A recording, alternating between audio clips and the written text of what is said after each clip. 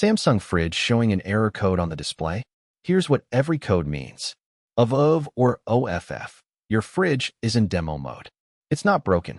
Hold energy saver and freezer buttons together for 8 seconds to exit. Most common Samsung call I get. Error 5E or SE. Defrost sensor error. The defrost system is malfunctioning. Ice builds up behind the freezer panel and blocks airflow. Fridge side gets warm while freezer stays cold. 200 to 400 to fix. Error 22E. Evaporator fan error. The fan that circulates cold air has failed. You'll notice the freezer staying cold but the fridge side warming up. 150 to 300. Error 83E or 85E. Voltage or power surge error.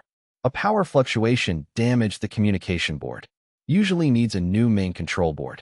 250 to 500. Error 40E. Ice maker fan error. Only affects models with the flex zone or ice maker compartment. 100 to 250. Error 21E. Freezer fan error. Similar to 22E, but specifically for the freezer section. Error 84E. Compressor lock error. The compressor is stuck.